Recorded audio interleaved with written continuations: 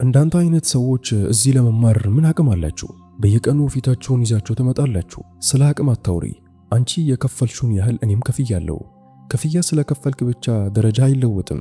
ገባህ አይደል? በቦታ ተቀመጥ። ልክ አለ ገንዘብሽ ትልቅ ኩራት አለሽ። ለዛ ነው እንዲህ የምታወሪው። አዎ ኩራት ይኖረኛል፣ ምክንያቱም ገንዘብ አለኝ። ግን አንተስ? አንተ መንገድ ላይ የምትኖር ለማኝ ነህ። እህቴ የመሰለሽን እመኚ። አሁን እንድሄድ ፍቀጅልኝ። የትምህርት ሰዓቴ ደርሷል። ጓደኞቼ የዛሬው ታሪክ በልኩኖ ከተማ በሚገኝ አንድ ትልቅ ኮሌጅ ውስጥ የተከሰተ እውነተኛ ታሪክ ነው። በአንድ ቦታ ላይ ትልቅ ኩራትና ከባድ የልብ ህመም አብሮ የሚኖሩበት ታሪክ። በአንድ በኩል የሀብታም ልጅ የሆነችው ትዕቢተኛ ካውያ ለሷ ድሃ ሰው እንደ ቆሻሻ ነው። በሌላ በኩል ደግሞ የተቀደደ ልብስ ለብሶ በአሮጌ ብስክሌት የሚመጣው ምስኪኖ ግን ታማኝ ወጣት አማን።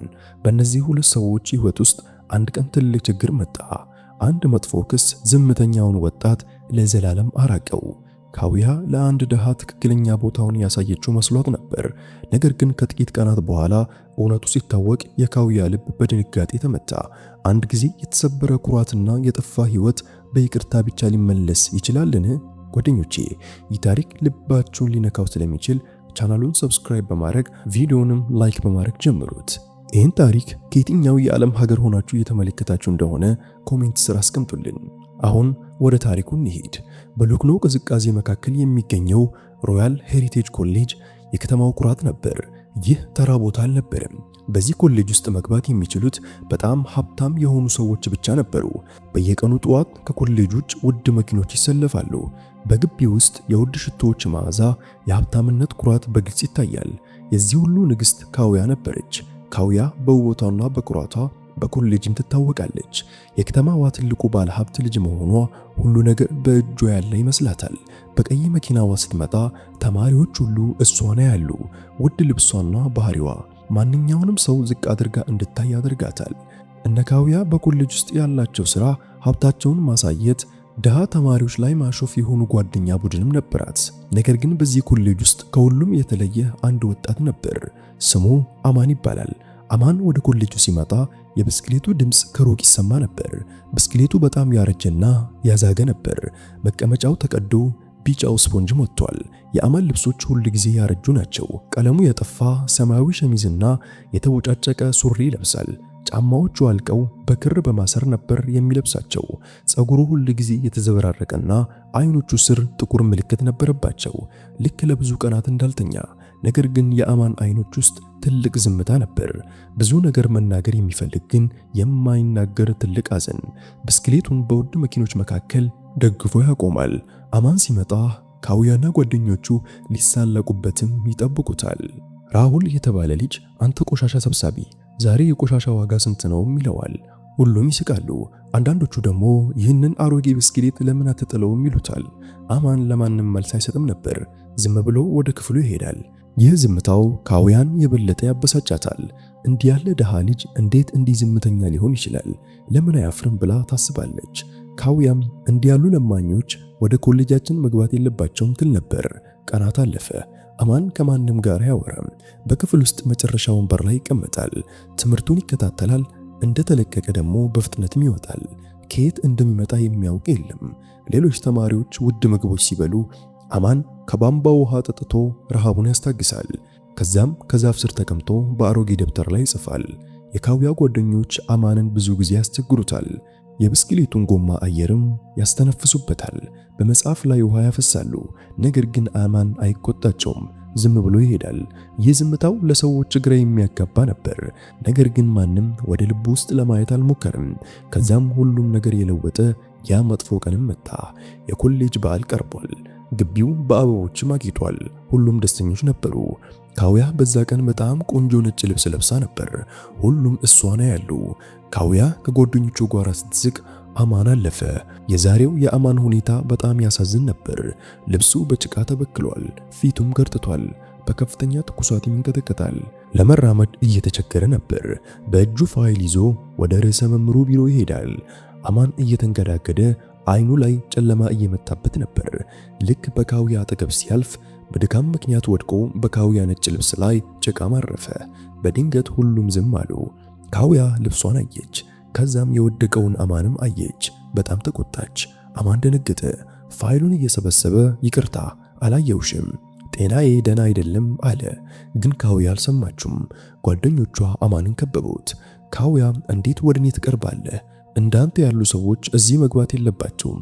አንተ ቆሻሻ ነህ። የለበስከው ልብስ ከቤት ሰራተኞች ልብስ እንኳን ያነሰ ነው አለችው። አማን ዝም ብሎ ይሰማል። እግሮቹ ይንቀጠቀጣሉ። ካውያ በሰዎች ፊት በየቀኑ ይህንን ብስክሌት ይዘህ የምትመጣው ትኩረት ፈልገህ ነው። እንዲህ ደሃ መስለህ ብትዞር አንዲት ሴት ታዝንልኛለች ብለህ ታስባለህ። ግን አማን ስማ፣ በዚህ ዓለም ላይ የቀረኸው ብቸኛው ወንድ ብትሆን እንኳን በአንተ ላይ መጥፋትን የምመርጠው። መውደድም አይታሰብም። አንተ ቆሻሻ ብቻ ነህ አለችው። ሁሉም ተማሪዎች ይስቁ ጀመር። አማን አንድ ጊዜ ካውያን አየ። በዓይኖቹ ውስጥ ትልቅ ህመም ነበር። አማን ምንም መልስ ሳይሰጥ ፋይሉን ይዞ ወጣ። ብስክሌቱን ይዞ ወደ ኋላ ሳይመለከትም ሄደ። በዛ ቀን በብስክሌቱ ድምፅ ውስጥ ለቅሶ ነበር። ከዛ ቀን በኋላ አማን ወደ ኮሌጁ አልተመለሰም። መጀመሪያ ላይ ማንም ግድ አልሰጠውም። ካውያና ጓደኞቿ አማንን በማባረራቸው ተደሰቱ። ነገር ግን ቀናት ሲያልፍ የብስክሌቱ ድምፅም ጠፋ። ካውያ አማን የሚቀመጥበት ባዶ ቦታ ሲያያት አንድ ነገር ይሰማታል። በክፍል ውስጥ ያለው ባዶ ወንበር ያስጨንቃት ጀመር። ትልቅ በደል እንደፈጸመችም ይሰማታል። ግን በኩራቷ ምክንያት ስሜቷን ደበቀችው። 3 ሳምንታት አለፉ። አንድ ቀን የቤተ መጻሕፍት ሰራተኛው ወደ ካውያ መጣ። በእጁ አንዲት አሮጌ ደብተር ነበረች። ሰራተኛው ልጄ፣ ይህች ደብተር ቤተ መጻሕፍት ውስጥ አገኘዋት። የአማን ስም አለበት። ያ ልጅ አሁን አይመጣም። አንቺ ያዢውና ሲመጣ ስጪው አላት። ካውያ ደብተሩን ተቀበለች። ደብተሩ በጣም ያረጀ ነበር። ካውያ ልትጥለው አስባ ነበር። ነገር ግን በደሃው ልጅ ልብ ውስጥ ምን እንዳለ ለማወቅ ፈለገች። ሌሊት ነበር። ውጭ ዝናብም ይዘንባል። ካውያ ደብተሩን ከፈተች። በመጀመሪያው ገጽ ላይ የአንዲት ትንሽ ልጅ ፎቶ ነበር።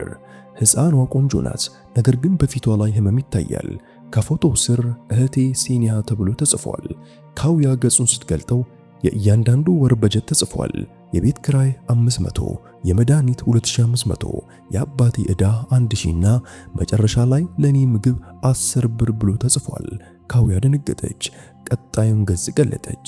በደብተሩ ውስጥ የተጻፈው በጣም አሳዛኝ ነበር። አማን እንዲህ ብሎ ጽፏል። አባቴ ከሞተ 1 ዓመት ሆነው። እሱ ተራ ሰራተኛ ነበር፣ ግን እኔ ትልቅ ሰው እንደሆን ይፈልጋል። በመኪና አደጋ ሲሞት ዓለም ጨለመችብኝ።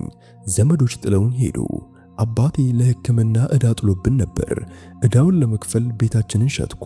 አሁን እኔና እህቴ ሴኒ በአንዲት ትንሽ ክፍል ውስጥ እንኖራለን። ግን ለአባቴ ትምህርቴን እንደመጨረስ ቃል ገብቼለት ነበር። ለዚህ ነው ወደ ኮሌጅ የሚሄደው። የካውያ እጆች መንቀጥቀጥም ጀመሩ። አማን ለምን ቤት እንደሌለው አሁን ገባት። ሌላው ገጽ ላይ ደግሞ እንዲህ ብሎ ተጽፏል። ዛሬ ዶክተሩ በሴኒ ልብ ውስጥ ቀዳዳ እንዳለ ነገረኝ። ገና የ8 ዓመት ልጅ ናት። በጣም ያማታል። ሌሊት ስታለቅስ ጎረቤቶች እንዳይሰሙ አቅፋታለሁ። ለቀዶ ጥገና 15000 ያስፈልጋል። እኔ ይህን ያህል ገንዘብ አይቼ አላውቅም፣ ግን እህቴ እንድትሞት አልፈቅድም። በጦር ፋብሪካ ሌሊት መስራት ጀምሬያለሁ። ከምሽቱ 12 ሰዓት እስከ ጠዋት 10 ሰዓት እሰራለሁ። ከባድ ጡቦችን አነሳለሁ። እጆቼም ይደማሉ፣ ግን እታገሳለሁ። ከዛም ለ2 ሰዓት ተኝቼ ወደ ኮሌጅ እሄዳለሁ። ክፍል ውስጥ እንቅልፍ ይጥለኛል፣ ግን መተኛት አልችልም። የአባቴን ህልም ማሳካትና የእህቴን ህይወት ማዳን አለብኝ። የካውያ እንባ በደብተር ላይ ፈሰሰ። እሷ የምስቅበት አማን እህቱን ለማዳን የሌሊቱን ሙሉ ጡብ ይሸክም ነበር። ካውያ በራሷ አፈረች። በአንድ ቦታ ደግሞ እንዲህ ተጽፏል። የኮሌጁ ልጆች ይሳለቁብኛል። ይህ ብስክሌት የአባቴ ትዝታ መሆኑን ምን ያውቃሉ? ስቀመጥበት አባቴ ከኋላ የሆኑ ደህና ትሆናለህ የሚለኝ ይመስለኛል። ሰዎች ባሮጌ ጫማዬ ይስቃሉ። ለ3 ዓመታት ካልሲ እንዳልገዛው አያውቁም። ምክንያቱም እያንዳንዱን ሳንቲም ለሴኒ መድኃኒት ነበር የምጠቀምበት። በጣም ይበርደኛል፣ ግን ከሴኒ ህመም ይሻላል። አንዳንዴ ለ2 ቀናትም አልበላም። ለሴኒ ፍራፍሬ እንድገዛ እኔ ውሃ ጠጥቼ ሆዴን አታልላለሁ። በሰው ላይ አልቆጣም። የህይወት ትግል ምን እንደሆነ ለማያውቁት ሀብታም ልጆችም አዝናለሁ። ካውያ ልቧ ተሰበረ። ለአማን የተናገረችው ቃላትም ትዝ አላት። ከዛም በአንድ ገጽ ላይ የካውያ ስም ተጽፎ አገኘች። ካውያም ልቧ በሚመታ ፍጥነትም አነበበችው። አማን እንዲህ ሲልም ጽፏል። ዛሬ ካውያን አየኋት። በጣም ቆንጆ ናት። ሁል ጊዜም ደስተኛ ናት። እሷን ስመለከት ሴኒም አንድ ቀን እንደዚህ ትስቅ ይሆን ብዬ አስባለሁ። እህቴን እንደ ካውያ ቆንጆ ልብስ አልብሻት ይሆን? ካውያን ማየት ተስፋ ይሰጠኛል። አምላክ ሆይ ካውያ ሁል ጊዜ ትሳቅ፣ እንደኔ ያለ ህመም እንዳታይ። ካውያ አምራ አለቀሰች። የሰደበችው ወጣት ለእሷ ይጸልይ ነበር። ራሷን እንደ ወንጀለኛ ተሰማት። የመጨረሻውን ገጽ ስትከፍተው ግን ነፍሷ ተንቀጠቀጠች። አማን እንዲህ ሲልም ጽፏል። ዛሬ ቀኑ ከባድ ነው። የሴኒ ሁኔታ ተበላሽቷል። ዛሬ ቀዶ ጥገና ካልተደረገላት ትሞታለች። 15000 መሰብሰብ አልቻልኩም። ተሸነፍኩ። ግን አንድ መንገድ አግኝቻለሁ። አንድ የሕክምና ማዕከል አደገኛ መድኃኒቶችን በሰዎች ላይ ይሞክራል። ለዚህም 15000 ይሰጣሉ። ይህ መድኃኒት ሰውነቴን እንደሚገለው ነግረውኛል። ግን ያ ገንዘብ ያስፈልገኛል። ከኔ ሕይወት ይልቅ የእህቴ መተንፈስ ይበልጣል።